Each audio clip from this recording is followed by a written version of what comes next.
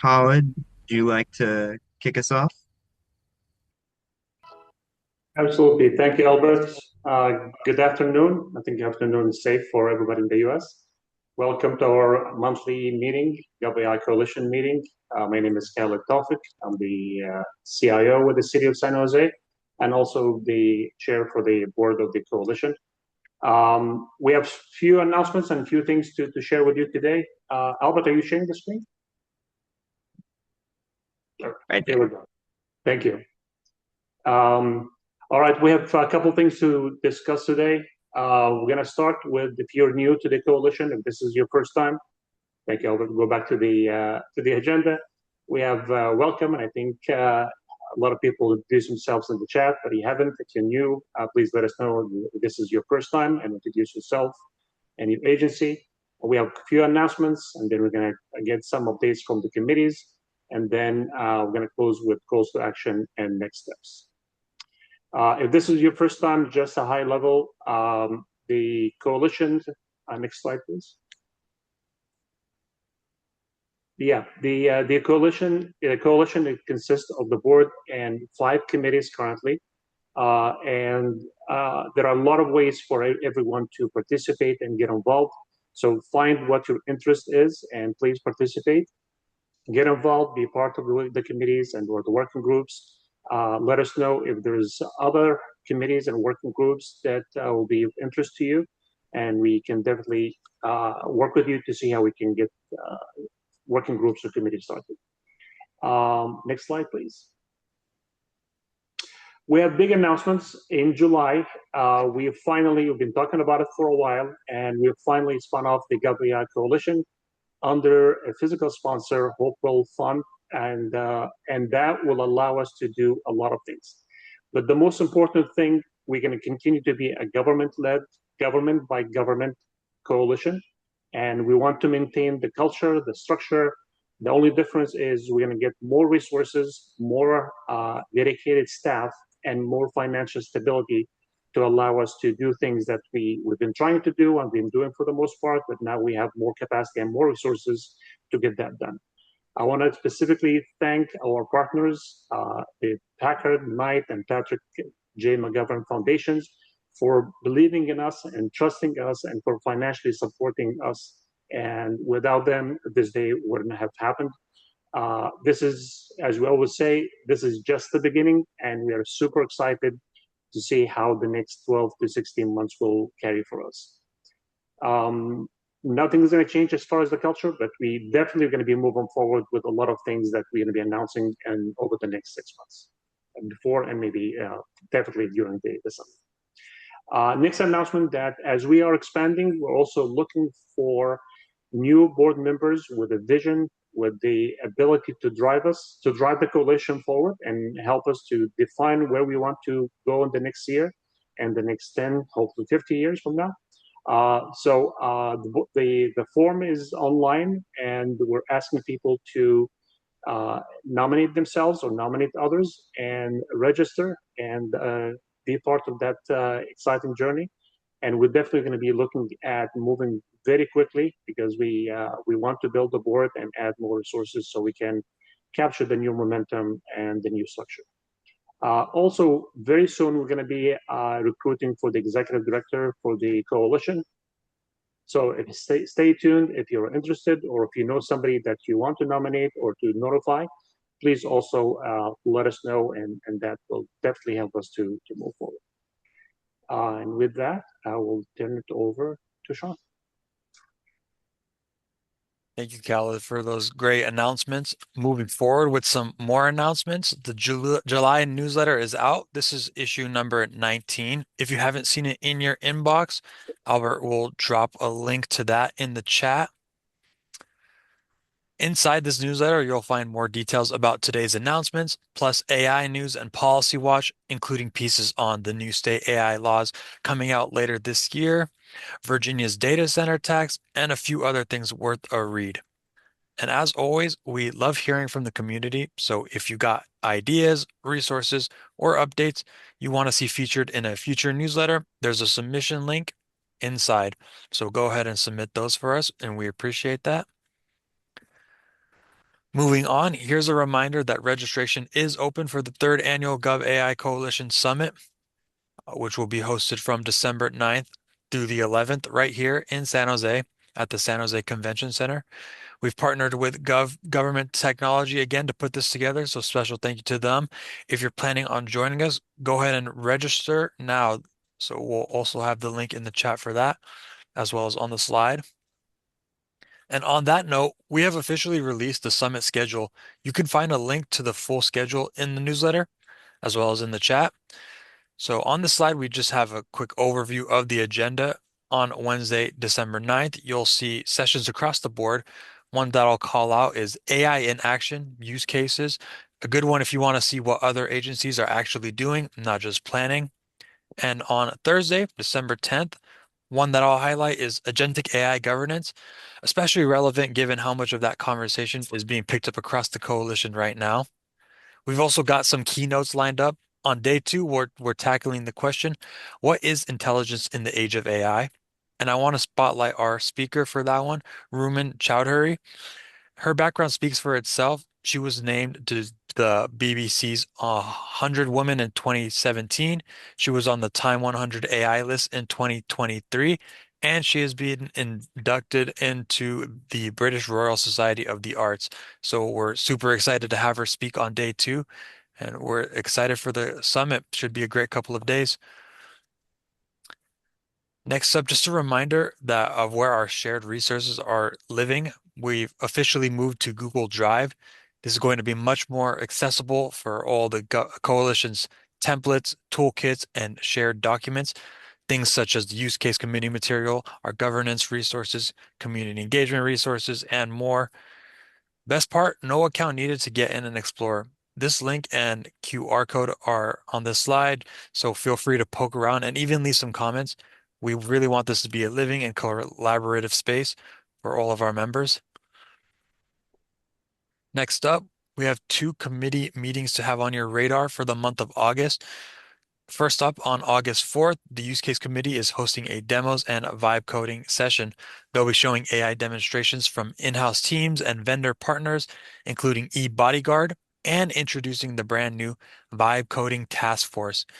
If that's something that you're interested in and want to get involved in, be sure to register for that meeting. Then on August 19th, we've got a speaker session. Alton Henley from Montgomery College will be presenting The Overlooked Majority, Why Smaller Agencies Get Left Out of the AI Conversation, and How to Close the Readiness Gap. Another great speaker for the month of August, especially if you're a smaller agency or work with ones that are. So get registered for those if you are interested. Next up, our resource spotlight. This one's for anyone who's been asking to get AI training off the ground at their agency, but isn't sure where to start. This is the first release in the Upscaling Training Playbook series. So part one, getting started with AI training in your agency. It was put together by our AI training working group, which sits under our Readiness and Adoption Committee. So I'll go through our acknowledgement list. Special shout out and thank you to Marty Wolford, Stephen Hill, Lan Jensen, Anaga Late, Sherry Luckman, Rich Oppenheimer, Rick Rafey, Dr. Rupini, Simran Tiwari. So thank you all for taking the time to work on this and put this amazing playbook together. So the whole point of this playbook is that you don't need a formal AI strategy, a policy, or even a dedicated AI team already in place to use it. It's a self-guided resource organized into three phases as we laid out in this slide. Phase one, initiation, which has to do with building leadership awareness and alignment and surveying your staff to understand how AI is already being used across your agency.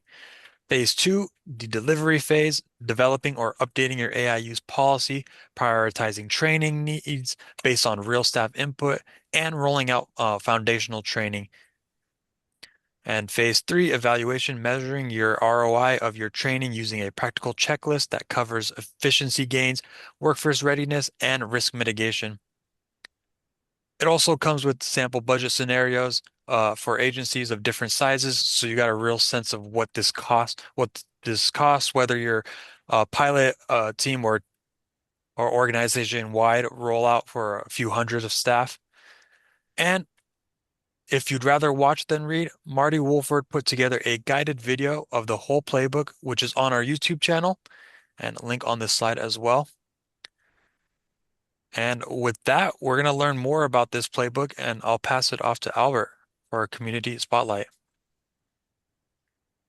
Thank you, Sean. And thank you, everyone, for being here, taking the time. I know we've been throwing a bunch of links into the chat.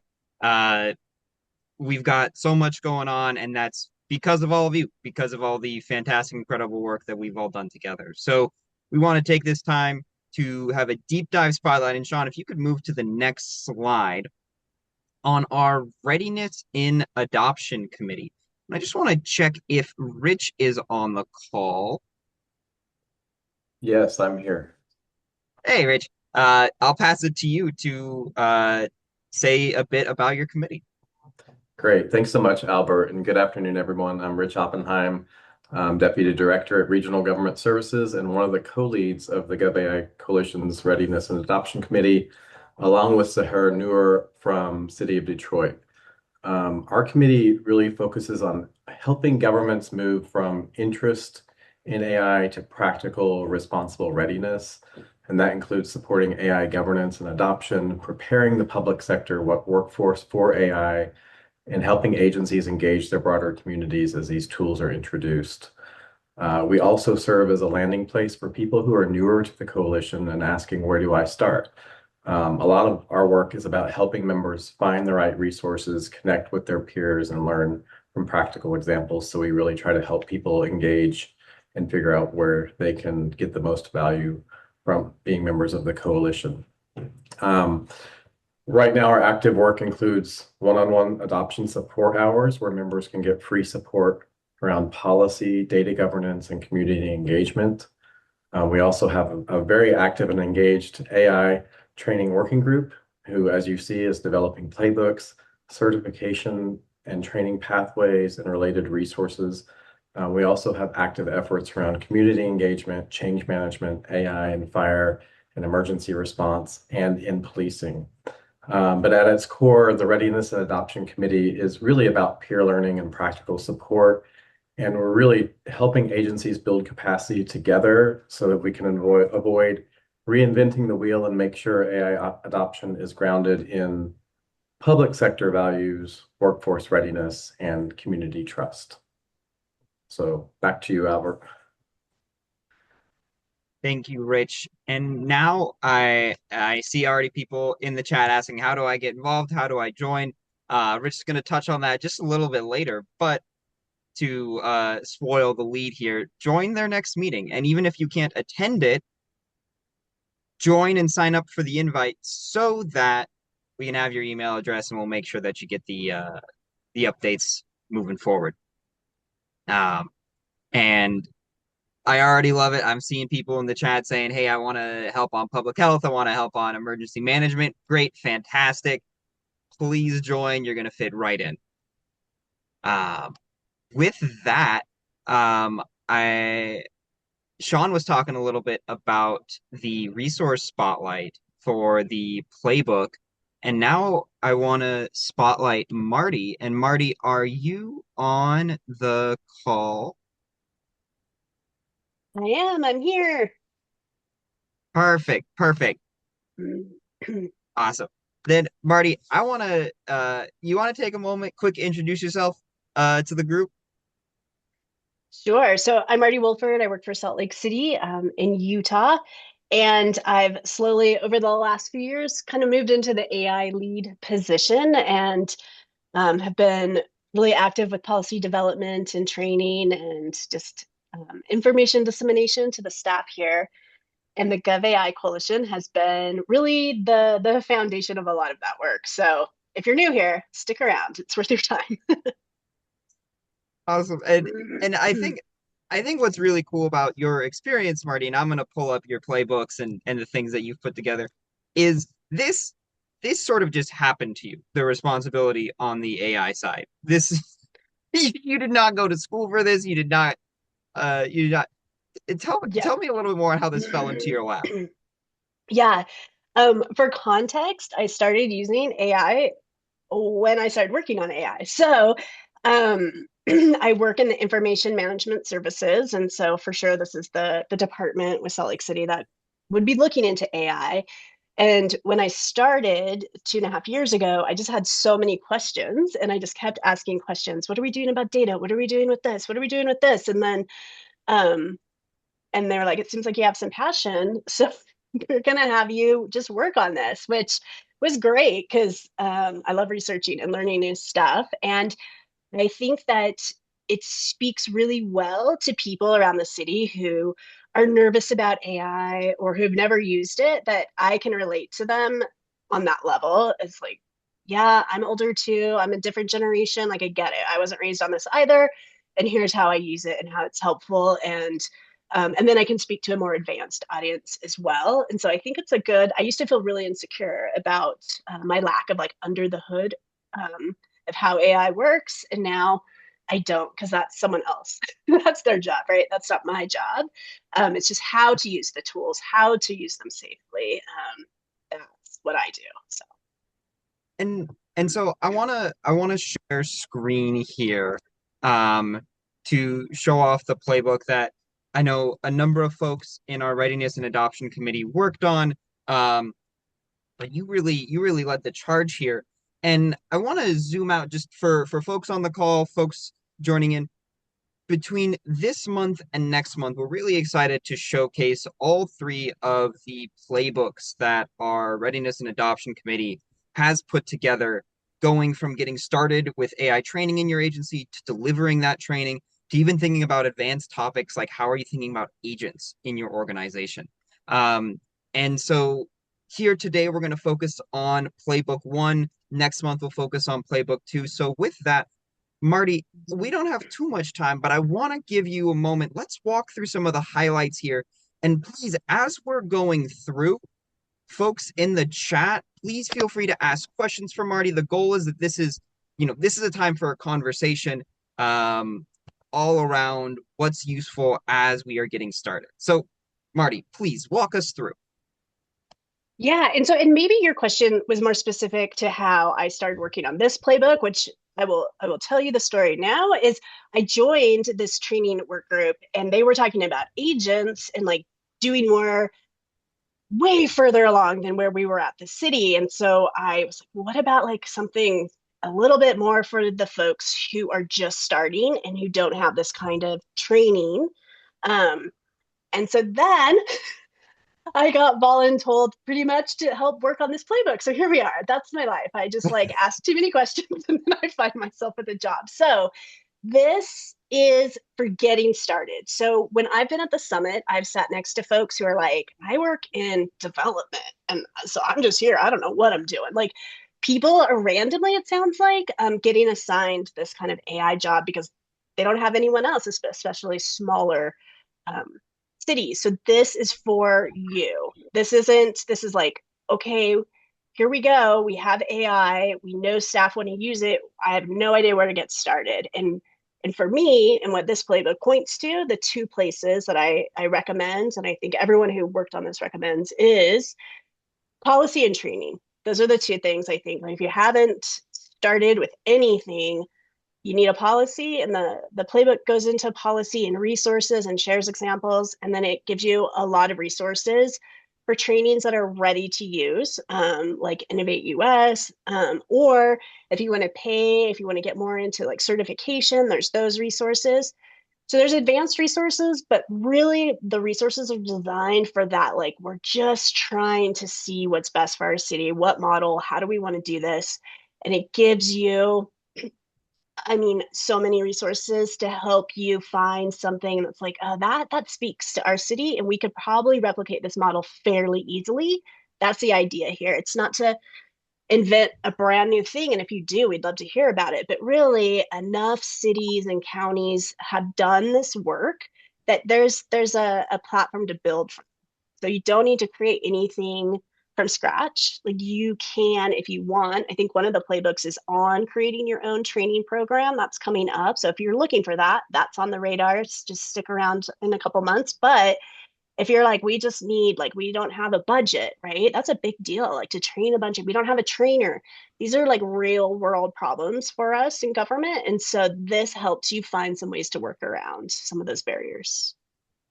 Yeah, so let's start with some of that groundwork. When you're thinking about getting someone, you know, they are the person that asked too many questions. They are the one that got this put upon them. Um, who do they need to bring in the room? What's the groundwork that they should be thinking about? I mean, first, if you have been asked to do this, and maybe you're like, I know there's some of these committee work groups that I've worked with people, and they're like in the training department in HR. Thinking of Allison, North Las Vegas, like, or, so you're not within that IT or that IMS team. Definitely need to be communicating with those folks, right? You need cyber security, you need the people who understand how the technology works to weigh in, because to make a policy that doesn't have enough security measures in it is not good. So you want to make sure they're there. Your council, your city attorney, or whoever represents your department is good to loop in. We just updated our policy, and like 5 of our city attorneys worked on the definitions. Because it was more robust. So, and then I think like you need to have some people who use it already to ask them, how do you use it? How do you recommend people using it? Um, yeah, I think Yeah. this is the kind of situation where I think more voices are better at the beginning, just to learn from how people are using AI, because they're using it. Like they're using it, even if you don't know about it, it's happening. So I think it's a good time to just start collecting information, and just knowing what's happening. Like we did a survey, so we asked our staff, are you using AI, and how are you using it? And that taught us like, oh, okay, now we need to like build some policies around this stuff because they're doing stuff we didn't know about. Now we need to have a more robust policy. So that's kind of an Yeah. all over the place answer. So apologies. No, but I see, and I Okay. see in the chat, right? Jeanette, who I'm pretty sure is coming from the legal side, right? Strongly recommend bring your lawyers into this conversation, bring them in early, right? Especially right now. Basically every state is talking about potentially some AI laws or some AI regulations that are happening. Bring them into the conversation early because it's possible that your laws and my laws might be a little different.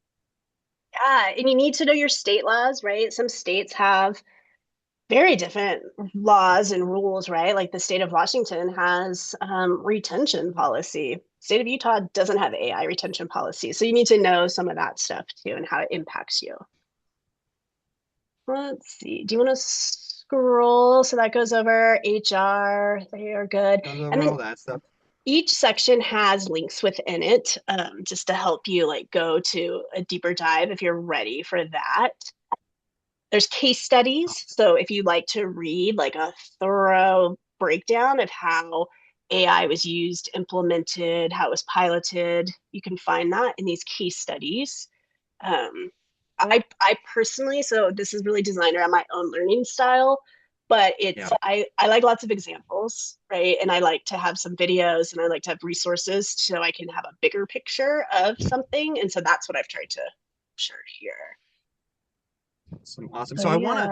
I wanna just touch on and I'm gonna scroll down just a bit here. You mentioned on there's a bunch of training resources that already exist. And I think Mhm. for a lot of folks, especially our smaller agencies, they don't necessarily have the capacity or the time to be able to build that training. So Yeah. maybe, you know, maybe talk through me and maybe help me find where can I find recommendations on training resources? Yeah, so go to the appendices, and I believe Okay. that is where there's a thorough training resources, measuring. Sorry, it's not, where is it? It is tucked in here somewhere. Within here, there is a list of those trainings. Maybe it's not in the appendices, it might be up in the content I can scroll and try to find it on my own, but Yep. what it has it broken down to, there it is. So this is general staff. So this doesn't get into like our cyber team needs training, or it's just like general functionality of using a publicly available AI, basically. So you have Apolitical. If you don't know about Apolitical, they are an international group. Lots of folks from like Canada and Australia and the Mm. US are in this group. They have a lot of trainings. I've done several of them and they're great. And they have chats, you can ask questions. And if you're looking for something that's outside of the US point of view, that's a great place because there's people there from all over. So it's Mm. really interesting to see policies coming out of different countries. And I think, Europe has more strict AI policies to begin with. And so you can kind of see that. Innovate US, I mentioned them already, responsible AI for public professionals. So I will give a huge shout out to them because we piloted this training here in Salt Lake and it was quite long at that time. And people were just like, this is just too long. I can't deal with it. But it gives you skills. It's not just like, here's how you do it safe. It breaks out into actually using a tool and it's tool agnostic. But they've just shortened it. And so now it's half the length. So it's at about an hour, I think. Um, so that's great because now I think staff will be more receptive to it. And then Coursera has a lot of different courses. This one happens to be free, but if you want to get more advanced and if you want to look at maybe even paid courses, that's a good resource. Then the next section is for leadership and advanced training. And this is more like fee based. And by fee based, I think like $1,000 or so was like what I was seeing as an average price for Mm. paying. So it's not necessarily like your whole staff. I think here this could be like you do the training, and then you do like a train the trainer, or you pass that and kind of create your own training off of it. And then the Gov Right. AI Coalition, we have an online course list that gets added to and updated because things change all the time in the space. But that's a good one to go to too. And then the one thing that this readiness and adoption or the training work group, they're looking at some like certification type of training. And so if you want your staff to be certified, that's something that's like being worked on and looked at. And so that would be coming. And I'm starting to see more and more certified trainings out there. And then the National League of Cities has a great resource how to train municipal staff for AI. And so that one's like a quicker, faster kind of read if you just need, some basic ideas. And then, of course, if you have a learning management system, there's most likely so many AI trainings on it. The last time I looked, we had 150 available to us. None of them really fit general use that I wanted to share it with all staff, but it's a great resource, especially for the folks who want more advanced training. Then I can send them there for that. So most likely you have trainings on hand. You maybe just haven't explored them yet. Absolutely. And I know agencies where their training is people have to take the Innovate US before they can get a paid license in their organization. Like these are the trainings that people are deploying, sharing out, and many of them are freely accessible. Um, Yeah. Yeah, and Innovate US is great to work with because they can like give you the files to put on your learning management system, or they can create a page that's your own link that you're sharing people to, so then you can see the back end to monitor that. They yeah. have new trainings coming out for procurement, for legal, for I think police, so it's a great resource if you're looking, I would definitely visit over there. Awesome. And I'll just thank you for plugging our Readiness and Adoption Committee working on the Civic AI Professional, the credentials for AI. So very excited for that. Fingers crossed we get that out in the next couple of months and more to come on that later. But Marty, I love what you've laid out here and I love what the committee laid out. There are so many resources out there, both on the policy side and on the training side, that no one at this point should be trying to start from scratch. And I think that's a really great Yeah. message that you're sending to folks. Um, is there any other section before we start turning it over to questions that you wanted to highlight? I think the only other is if you do want to survey staff, there's resources and examples of AI staff surveys here. And then really like just reaching out to people, messaging here. I mean, that is how I've connected with so many people and just ask them more questions like, how did you get there? How did you train? How did you track it? How did you, and then just learned from them. And so there's such a great network amongst us now, right? To be able to bounce stuff off of each other and learn from each other. So none of this needs to be done alone. Like you have a team around you, and my experience has been that other cities and county staff are more than willing to meet and to share and to learn from each other. So if you're here and you're lost, you're in a good place. Love it. Love it. Awesome. Awesome. Thank you so much, Marty. So we've got a few minutes here. And I know I saw Jim raised his hand. So I want to give us time. If folks have a few quick questions or wanted to chime in on something, I know people have been going in the chat. That's awesome. Anyone wanted to ask something to Marty? Yeah, I was only going to chime in, Albert, and I know you and I have been in the same meetings together. I appreciate the fact that all of this is oriented towards local government, but from a state perspective, at any given state agency, they don't have this training either. So I see all of it translating very well. And I mean, we've just created our own AI governance subcommittee, and the director of epidemiology is looking at me and saying, "I don't know anything about AI." I'm like, "That's okay. That's part of the process." So I think is a tremendous resources, and you've done tremendous work. Thank you. Awesome, Jim. It's great to hear that interoperability for this work. Great.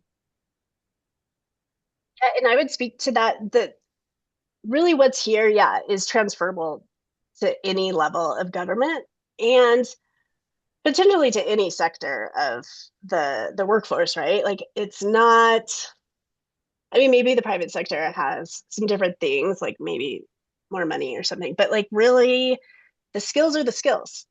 It's not like it's different, like ChatGPT prompt writing is different for me than it is for someone who works at the ice cream shop up the street, right? It's the skill set. And so if that's what you're focusing on, you could go look at private industry for guidance, or you can look at government guidance. It's not going to be that far off.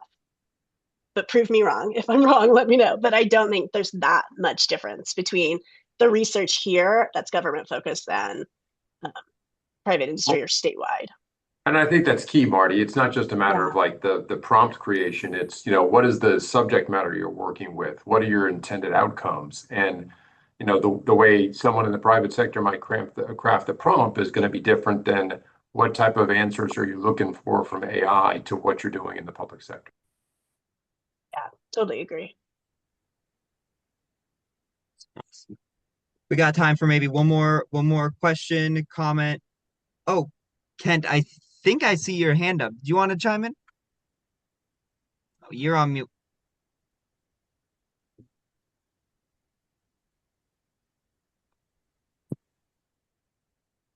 Let me see if we can get you off mute, Kent. Are you talking to me? This Kent? Loud and clear. I didn't have my hand up. I'm not sure what you saw. I'm sorry. Oh, sorry about that. That's all right. Okay. Do you hear me now? Yeah, loud and clear. Okay, Kent Watkins, American Academy of Housing and Communities, Washington, D.C., for about the last 60 years. First, I wanted to invite everybody to the 60th anniversary of HUD, September 17th, at which we'll have some robots circulating and also a number of awards on AI. And at a meeting today with the head of the National Housing Conference, David Dworkin, who's one of the Academy Fellows, we discussed the $100,000 that they have put up with a number of other national, city and regional national associations here in Washington about developing AI language app to be able to respond to the regulations coming out of HUD. And so we're arranging to have a meeting on Friday with our colleague, the head of policy development and research, Deputy Permanent Assistant Secretary Todd Richardson, who is leading the effort on the new road legislation, for example. Yeah, Ken, I'll please tell us more. I'm really excited about it. Put it in the chat on that. And Marty, I just want to give you a last moment. Any final words of advice from your end before we pass it to Rich? Just take deep breaths. You'll get through it. And that's all. And thanks so much. It's been great. And thanks for giving me the chance to promote that tool, because hopefully it's useful. And I'm sure it's already outdated. So please share if it needs to be, if you find anything that needs to be updated, because it most likely has that already. That's very true. We have editable versions of these documents in our Google Drive. They're available for comments, feedback, keep these things evergreen. All right, thank you so much, Marty. And Sean, if you're able to share screen on slide 15.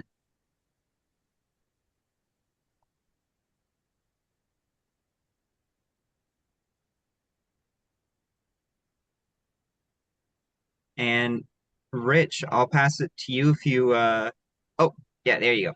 I'll pass it to you, Rich, on how people can get involved. Great. Thanks, Albert. And thanks so much, Marty, for the deep dive into that amazing work you've done on the playbook. And just a shout out to the larger training working group for really leading the charge to develop all of these playbooks. It's been a really fantastic effort. Also, just wanted to take a brief moment to thank everyone involved in the overall committee for the work that they're doing on all of the projects.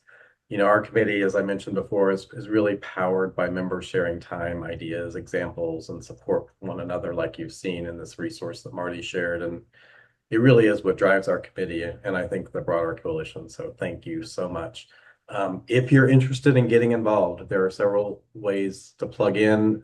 It all starts with registering for the Readiness and Adoption Committee meetings, which you can do on the coalition calendar on the website. You know, all the coalition appointments are on there, and you can see the recurring meetings for the Readiness and Adoption Committee there. We meet the first and third Wednesday of every month from 12 to 1 p.m. Pacific Standard Time. Once you join, you can start attending the bi-monthly meetings and potentially join one or more of the active project areas we've discussed today. And, you know, additionally, you can make use of the one-on-one adoption support time by seeking support yourself or pointing others in your agency to those resources as you need them. And just another call out to the speaker session we have. I've been partnering with our committee member, Meg Young from Data and Society on an ongoing speaker series in our committee, which has been great for getting our committee thinking through all the varied nuances that come along with readiness and adoption. So really looking forward to having Alton here to talk about smaller agencies. And I just feel it's really connected to our overall committee's purpose in terms of helping agencies of all sizes find those practical starting points and how they can start building capacity. And we just love to have you join us for the speaker session and the overall committee going forward. So look forward to you joining if you're interested. So thank you, Rick. And please, folks, give me give a quick round of applause or a thank you for both Marty and Rich and the rest of the Readiness and Adoption Committee for all the fantastic work that they're doing. And please, again, if you want to get involved with them, just sign up for the next meeting. Have fun there. And we'll start getting that list. So that just about does it for today, folks. I want to again thank you all for taking the time. Really excited for our coalition board and what's happening with our coalition as a whole, finally being able to get resources thanks to our foundation partners.